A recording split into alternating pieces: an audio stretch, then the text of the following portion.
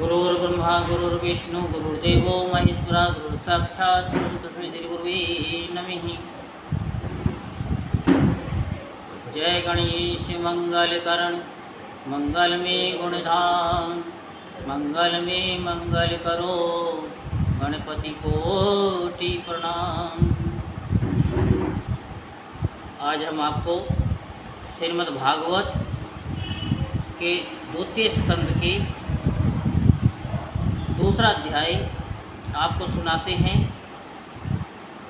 जो श्रीमद् भागवत की कथा को एक अध्याय प्रतिदिन पढ़ते हैं, सुनते हैं या किसी को भी सुनाते हैं, इस श्रीमद् भागवत में इतने अध्याय हैं कि किसी भी मनुष्य के जीवन में इतनी परेशानी नहीं होंगी। वो परेशानी मेरे श्री कृष्ण भगवान उनकी पूर्ण करते हैं। बस शर्त यह है कि प्रतिदिन सुने,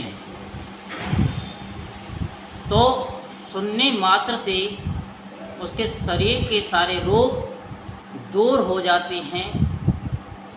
जिनके बच्चे कहना नहीं मानते उनके बच्चे कहना भी मानने लग जाते हैं। जिनके माँ बाप गरीब होते हैं वो भी अमीर हो जाते हैं। जिनकी औलादें बिजनेस में घाटा उठाती रहती हैं उनका भी बिजनेस एक अप की तरफ हो जाता है और दिन दुगनी रात 10 गुनी बढ़ने लग जाते हैं। ये श्रीमद् भागवत का फल है।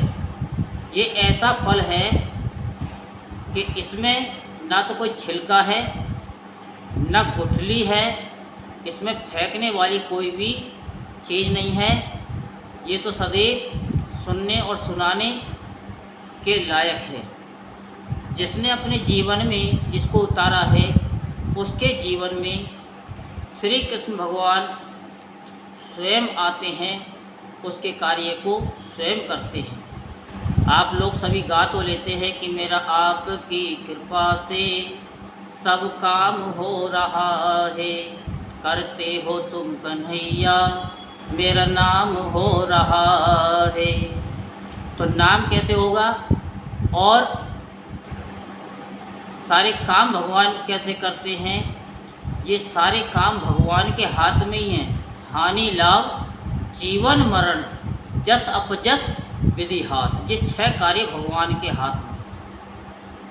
जीवन मरण, यश अपजस और हानि लाभ।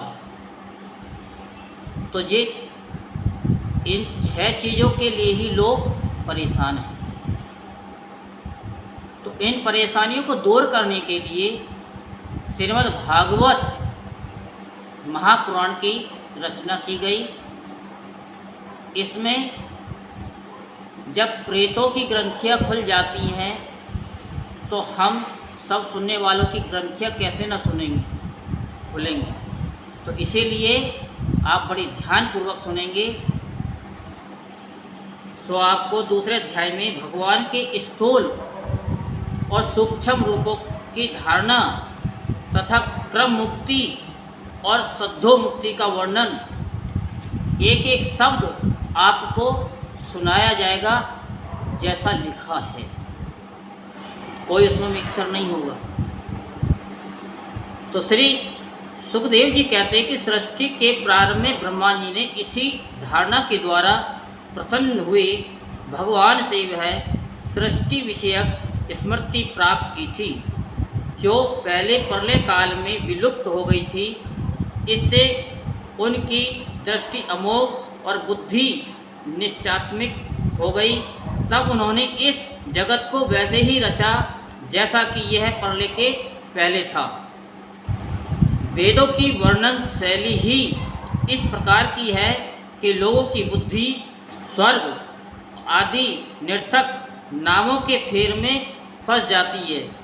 जीव वहाँ सुख की वासना से सपन सा देखता हुआ भटकने लगता है, किंतु उन माया में लोकों में कहीं भी उसे सच्चे सुख की प्राप्ति नहीं होती।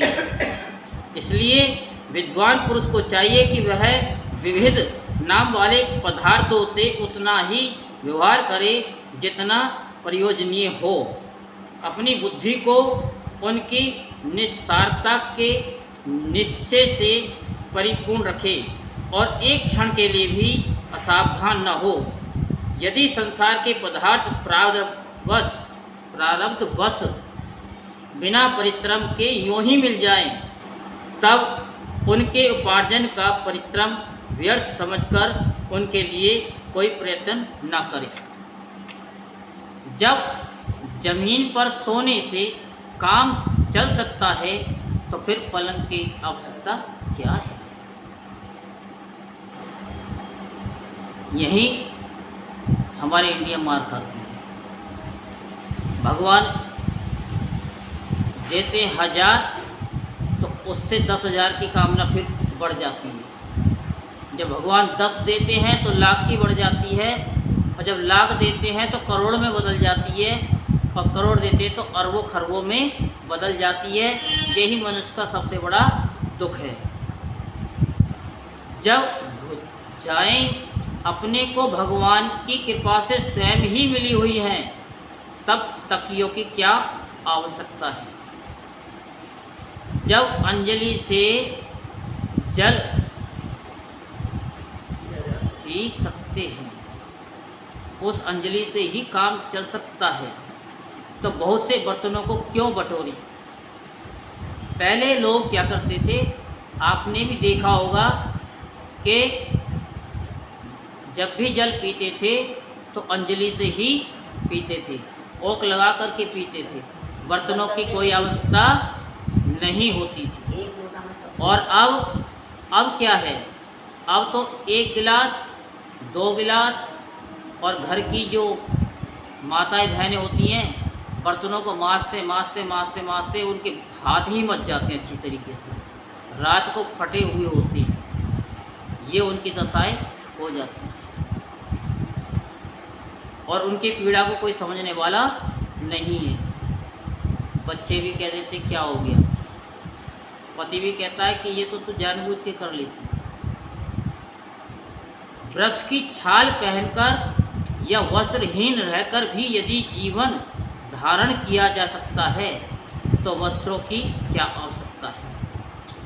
इसका मतलब क्या है कि जब हम सूती कपड़ों से, सस्ते कपड़ों से अपने तन को ढकते हैं तो उसे ढका जा सकता है, तो फिर हम इतने महंगे महंगे 50-50 हज़ार के, 1-1 लाख रुपए के, 20-20 लाख रुपए के, 50-50 लाख रुपए के कपड़े पहनते, तो उससे फ़ायदा क्या। और कितना भी शरीर पे सुंदर से सुंदर कपड़ा पहना लो, कितना सुंदर सुंदर खा लो, इसका कितना भी भरण पोषण कर लो, जाना अंत में शमशान में ही है। तो जितना मनुष्य का जीवन साधारण होगा उसका जीवन उतना ही सफल होगा।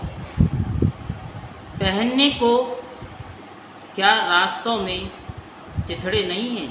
भूख लगने पर दूसरों के लिए ही शरीर धारण करने वाले वृक्ष क्या फल फूल की भिक्षा नहीं देते, क्या वो स्वयं ही खा जाते हैं। जल चाहने वालों के लिए नदियाँ क्या बिल्कुल सूख गई हैं, जो 20-20 रुपए की बोतल लेकर के लोग पीते।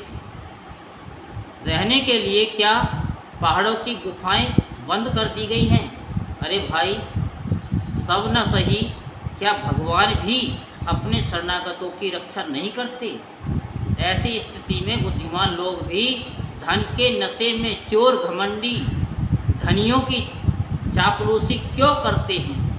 जो धनवान लोग होते हैं उनकी चापलूसी क्यों करते हैं। भगवान ने जितना दिया है उसमें संतोष रख करके कि भगवान हे मालिक, तूने मुझे मेरी योग्यता से कहीं अधिक दिया है, इसके लिए मैं आपको धन्यवाद देता हूँ। क्या हम सब लोग भगवान को रात को धन्यवाद देते कि भगवान आपने हमको भोजन दिया, सोने के लिए घर दिया, चलो अपना नहीं किराए का ही सही दिया तो सही, इसके लिए भी आपका बहुत बहुत धन्यवाद है। जब हम किसी को धन्यवाद बोलते, किसी भी इंसान को धन्यवाद बोलते हैं, प्यार से बोलते हैं, तो वो खुश हो जाता है। यदि हम उसको ऐसे वचन कहते हैं कि जो उसको बुरे लग जाते हैं, उसकी आत्मा झिझुड़ जाती है, तो वो क्या करता है, फिर वो क्रोध में आ जाता है और फिर उसका जो काम करना होता है तो वो भी काम नहीं करता, और बल्कि उसके जीवन की जो सारी पूंजी होती है वो सब वापस छीन लेता है। चाहे वो कैसे भी छीने, बिल्कुल छीन लेता है। इस प्रकार विरक्त हो जाने पर अपने हृदय में नित्य विराजमान स्वतः सिद्ध आत्म स्वरूप परम प्रियतम परम सत्य जो अनंत भगवान हैं, बड़े प्रेम और आनंद से दृढ़ निश्चय करके उन्हीं का भजन करें, क्योंकि उनके भजन से जन्म मृत्यु के चक्कर में डालने वाले अज्ञान का नाश हो जाता है। पशुओं की बात तो अलग ही है, परंतु मनुष्य में भला ऐसा कौन है जो लोगों को इस संसार रूप वैतरणी नदी में गिरकर अपने कर्मजन्य दुखों को भोगते हुए देखकर भी भगवान का मंगल में चिंतन नहीं करेगा। इन असत विषय भोगों में ही अपने चित्त को भटकने देगा। कोई कोई साधक अपने शरीर के भीतर हृदय आकाश में विराजमान भगवान के प्रादेश मात्र स्वरूप की धारणा करते हैं। वे ऐसा धारण और ध्यान करते हैं कि भगवान की चार भुजाओं में शंख चक्र गदा और पद्म हैं। उनके मुख पर प्रसन्नता झलक रही है। कमल के समान विशाल और कोमल नेत्र है। कदम के पुष्प के केसर के समान पीला वस्त्र धारण किए हुए हैं। भुजाओं में श्रेष्ठ रत्नों से जड़े हुए सोने के बाजू मन और शोभायमान हैं। सिर पर बड़ा ही सुंदर मुकुट और कानों में कुंडल है, जिनमें जड़े हुए बहुमूल्य रतन जगमगा गा रहे हैं। उनके चरण कमल योगेश्वरों के खिले हुए हृदय कमल की कणिका पर विराजित है। उनके हृदय पर श्री वत्स का चिन्ह एक सुनहरी रेखा है। गले में कौस्तुभ मणि लटक रही है। वक्षस्थल कभी न कुमलाने वाली वनमाला से घिरा हुआ है। वे कमर में करधनी, उंगलियों में बहुमूल्य अंगूठी, चरणों में नूपुर और हाथों में कंगन आदि आभूषण धारण किए हुए हैं। उनके बालों की लटकें बहुत चिकनी, निर्मल, घुंघराली और नीली हैं। उनका मुख कमल मंद मंद मुस्कान से खिल रहा है। लीलापूर्ण उन्मत्त हास्य और चितवन से शोभायमान गुहों के द्वारा वे भक्त जनों पर अनंत अनुग्रह की वर्षा कर रहे हैं। जब तक मन इस धारणा के द्वारा स्थिर न हो जाए, तब तक बार बार इन चिंतन स्वरूप भगवान को देखते रहने की चेष्टा करनी चाहिए। भगवान के चरण कमलों से लेकर उनके मुस्कान युक्त मुख कमल प्रयत्न समस्त अंगों की एक एक करके बुद्धि के द्वारा धारणा करनी चाहिए। जैसे जैसे बुद्धि शुद्ध होती जाएगी, वैसे वैसे चित्त स्थिर होता जाएगा। जब एक अंग का ध्यान ठीक ठीक होने लगे, तब उसे छोड़कर दूसरे अंग का ध्यान करना चाहिए। ये विश्वेश्वर भगवान दृश्य नहीं दृष्टा हैं। सैगुण निर्गुण सब कुछ इन्हीं का स्वरूप है।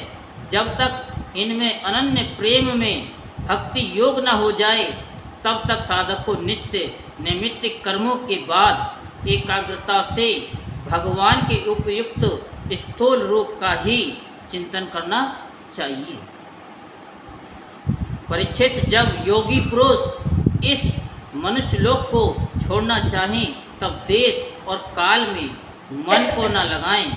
सुखपूर्वक स्थिर आसन से बैठकर प्राणों को जीतकर मन से इंद्रियों का संयम करे, तदंतर अपनी निर्मल बुद्धि से मन को नियमित करके मन के साथ बुद्धि को क्षेत्रज्ञ में और क्षेत्रज्ञ को अंतरात्मा में लीन कर दे।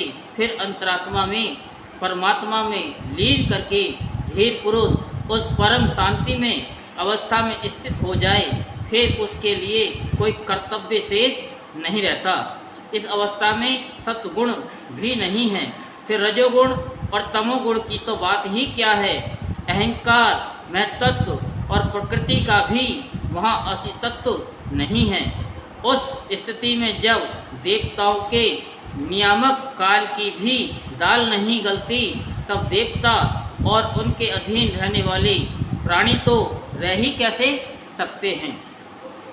योगी लोग यह नहीं इस प्रकार परमात्मा से भिन्न पदार्थों का त्याग करना चाहते हैं और शरीर तथा उनके संबंधी पदार्थों में आत्म बुद्धि का त्याग करके हृदय के द्वारा पद पद पर भगवान के जिस परम पूज्य स्वरूप का आलिंगन करते हुए अनन्य प्रेम से परिपूर्ण रहते हैं, वही भगवान विष्णु का परम पद है। इस विषय में समस्त शास्त्रों की सम्मति है। ज्ञान दृष्टि के बल से जिसके चित्त की वासना नष्ट हो गई है, उस ब्रह्मनिष्ठ योगी को इस प्रकार अपने शरीर का त्याग करना चाहिए। पहले एड़ी से अपनी गुदा को दबाकर स्थिर हो जाए और तब बिना घबराहट के प्राणवायु को 60 चक्र भेदन की रीति से ऊपर ले जाएं। मन स्वरूपी योगी को चाहिए कि नाभि चक्र मणिपूरक में स्थित वायु को हृदय चक्र अनाहत में वहाँ से उदान वायु के द्वारा वक्त स्थल के ऊपर विशुद्धि चक्र में, फिर उस वायु को धीरे धीरे तालु मूल में विशुद्ध चक्र के अग्रभाग में चढ़ा दी। तदंतर 2 आँखें, 2 कान, 2 नासिका और मुख, इन 7 छिद्रों को रोककर उस तालु मूल में स्थित वायु को मुंहों के बीच आज्ञा चक्र में ले जाएं। यदि किसी लोक में जाने की इच्छा न हो तो आधी घड़ी तक उस वायु को वहीं रोककर स्थिर लक्ष्य के साथ उसे सहस्त्रार चक्र यानी ब्रह्मरंध्र में ले जाकर परमात्मा में स्थित हो जाएं। इसके बाद ब्रह्मरंध्र का भेदन करके शरीर इंद्रिय आदि को छोड़ दें। ये गुरु ही बताते हैं चक्र को खोलने का रास्ता। ये ब्रह्मरंध्र कहाँ है, आज्ञा चक्र कहाँ है, आज्ञा चक्र कहाँ है, यहाँ, और ब्रह्मरंध्र हाँ, इस ब्रह्मरंध्र में से कोई करोड़ों अरबों में एक ही इसको भेद करके परमात्मा को जाता है। नहीं तो कोई आज्ञा चक्र से, कोई मूलाधार चक्र से, कोई नाभि चक्र से, कोई अनाहत चक्र से, जिनको हम भली भांति विधि पूर्वक सिखाते हैं अपने शिष्यों को कि इनको कैसे भेदा जाता है, इसके लिए कौन कौन सी क्रियाएं की जाती हैं। जो शिष्य इसका पात्र होता है उसी को हम देते हैं, अन्यथा किसी को नहीं देते। परीक्षित, यदि योगी की इच्छा हो कि मैं ब्रह्मलोक में जाऊं, 8 सिद्धियां प्राप्त करके आकाशचारी सिद्धों के साथ विहार करूं, अथवा त्रिगुण में ब्रह्मांड के किसी भी प्रदेश में विचरण करूं, तो उसे मन और इंद्रियों को साथ ही लेकर शरीर से निकलना चाहिए। योगियों का शरीर वायु की भांति सूक्ष्म होता है। उपासना, तपस्या, योग और ज्ञान का सेवन करने वाले योगियों को त्रिलोकी के बाहर और भीतर सर्वत्र स्वच्छंद रूप से विचरण करने का अधिकार है। केवल कर्मों के द्वारा इस प्रकार वे रोक टोक विचरना नहीं हो सकता। परिच्छेद योगी ज्योतिर्मय मार्ग सुषुम्ना के द्वारा जब ब्रह्मलोक के लिए प्रस्थान करता है तब पहले वह आकाश मार्ग से अग्निलोक में जाता है। वहाँ उसके बचे खुचे मल भी जल जाते हैं। इसके बाद वह वहाँ से ऊपर भगवान श्री हरि के शिशुमार नामक ज्योतिर्मय चक्र पर पहुँचता है। भगवान विष्णु का यह शिशुमार चक्र विश्व ब्रह्मांड के भ्रमक केंद्र हैं। उसका अतिक्रमक करके अत्यंत सूक्ष्म एवं निर्मल शरीर से वह अकेला ही महलों में जाता है। वह लोक ब्रह्मवेताओं के द्वारा भी बंधित है और उसमें कल्प प्रयत्न जीवित रहने वाले देवता विहार करते रहते हैं। फिर जब प्रलय का समय आता है तब नीचे के लोगों को शेष के मुख से निकली हुई आग के द्वारा भस्म होते देख वह ब्रह्मलोक में चला जाता है। जिस ब्रह्मलोक में बड़े बड़े सिद्धेश्वर विमानों पर निवास करते हैं, उस ब्रह्मलोक की आयु ब्रह्मा की आयु के समान ही दो प्रार्थ है। वहाँ न शोक है, न दुख है, न बुढ़ापा है, न मृत्यु है। फिर वहाँ किसी प्रकार का उद्वेग या भय तो हो ही कैसे सकता है। यदि दुख है तो केवल एक बात का है, वह यही कि इस परम पद को न जानने वाले लोगों के जन्म मृत्यु में अत्यंत घोर संकटों में देखकर दयावश वहाँ के लोगों के मन में बड़ी व्यथा होती है कि मृत्युलोक में आकर के इन लोगों ने भगवान का ध्यान नहीं किया जिससे वो परमात्मा मिलते हैं। सत्यलोक में पहुंचने के पश्चात वह योगी निर्भय होकर अपने सूक्ष्म शरीर को पृथ्वी से मिला देता है और फिर उतावली न करते हुए 7 आवरणों का भेदन करता है। पृथ्वी रूप से जल को और जल रूप से अग्नि में आवरण को प्राप्त होकर वह ज्योति रूप से वायु रूप आवरण में आ जाता है और वहाँ से समय पर ब्रह्म की अनंतता का बोध कराने वाले आकाश रूप आवरण को प्राप्त करता है।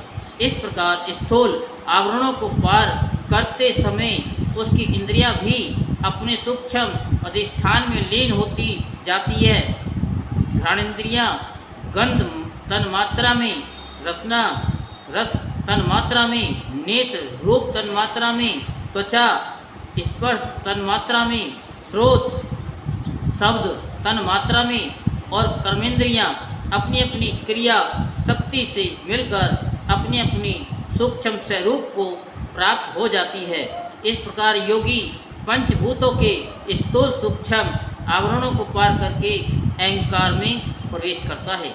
वह सूक्ष्म भूतों को तामस अहंकार में, इंद्रियों को राजस अहंकार में तथा मन और इंद्रियों के अधिष्ठाता देवताओं को सात्विक अहंकार में लीन कर देता है। इसके बाद अहंकार के सहित लय रूप गति के द्वारा मैं तत्व में प्रवेश करके अंत में समस्त गुणों के लय स्थान प्रकृति रूप आवरण में जा मिलता है। परिच्छेद महाप्रलय के समय प्रकृति रूप आवरण का भी लय हो जाने पर वह योगी स्वयं आनंद स्वरूप होकर अपने उस निरावरण रूप से आनंद स्वरूप शांत परमात्मा को प्राप्त हो जाता है, जिसे इस भगवानमयी गति की प्राप्ति हो जाती है। उसे फिर इस संसार में नहीं आना पड़ता, उसका जन्म मरण का चक्र मिट जाता है। जो प्रतिदिन भागवत सुनते हैं, सुनाते हैं और इस वीडियो के माध्यम से जो सुनते हैं उनका सपरिवार जो है फिर संसार में नहीं आता है। परिच्छेद तुमने जो पूछा था उसके उत्तर में मैंने वेदोक्त द्विविधि सनातन मार्ग, सद्यो मुक्ति और क्रम मुक्ति का तुमसे वर्णन किया। पहले ब्रह्मा जी ने भगवान वासुदेव की आराधना करके उनसे जब प्रश्न किया था, तब उन्होंने उत्तर में इन्हीं दोनों मार्गों की बात ब्रह्मा जी से कही थी। संसार चक्र में पड़े हुए मनुष्य के लिए जिस साधन के द्वारा उसे भगवान श्री कृष्ण की अनन्य प्रेम में भक्ति प्राप्त हो जाए, उसके अतिरिक्त और कोई भी कल्याणकारी मार्ग नहीं है। भगवान ब्रह्मा ने एकाग्र चित्त से सारे वेदों को 3 बार अनुशीलन करके अपनी बुद्धि से यही निश्चय किया कि जिससे सर्वात्मा भगवान श्री कृष्ण के प्रति अनन्य प्रेम प्राप्त हो, वही सर्वश्रेष्ठ धर्म है। समस्त चर अचर प्राणियों में उनके आत्मा रूप से भगवान श्री कृष्ण ही लक्षित होते हैं, क्योंकि ये बुद्धि आदि दृश्य पदार्थ उनका अनुमान कराने वाले लक्षण हैं। वे इन सबके साक्षी एकमात्र दृष्टा हैं। परीक्षित, इसलिए मनुष्यों को चाहिए कि वे सब समय और सभी स्थितियों में अपनी संपूर्ण शक्ति से भगवान श्री हरि की कथा को श्रवण करें, स्मरण करें। जब भी समय मिले तभी अवश्य प्रतिदिन बिना नागा के भगवान का नाम लेना चाहिए, क्योंकि भगवान का नाम प्रतिदिन लेने से ही सारे फल मिलते हैं। संत पुरुष आत्म स्वरूप भगवान की कथा का मधुर अमृत बांटते रहते हैं, जो अपने कानों के दोनों में भर भर कर उनका पान करते हैं। उनके हृदय से विषयों का विषैला प्रभाव जाता रहता है, वह शुद्ध हो जाता है और वे भगवान श्री कृष्ण के चरण कमलों की सानिध्य प्राप्त कर लेता है। यहीं पर दूसरा अध्याय संपूर्ण होता। बोल वृंदावन बिहारी लाल की जय, बोल बांके बिहारी लाल की जय। ओम नमो भगवते वासुदेवाय, ओम नमो भगवते वासुदेवाय, वासुदेवाय वासुदेवाय वासुदेवाय वासुदेवाय। ओम नमो भगवते वासुदेवाय। कैसी प्यारी है सूरत मेरे श्याम की, कैसी सूरत मेरे श्याम की। मैं तो जपता हूँ माला तेरे नाम की, मैं तो जपता हूँ माला तेरे नाम की। ओम नमो भगवते वासुदेवाय, ओम नमो भगवते वासुदेवाय। कैसी प्यारी है सूरत मेरे श्याम की, कैसी प्यारी है सूरत मेरे श्याम की। राधा जपती है माला तेरे नाम की, मैं तो जपता हूँ माला तेरे नाम की। ओम नमो भगवते वासुदेवाय, ओम नमो भगवते वासुदेवाय, ओम नमो भगवते वासुदेवाय। बोल वृंदावन बिहारी लाल की जय, बोल बांके बिहारी लाल की।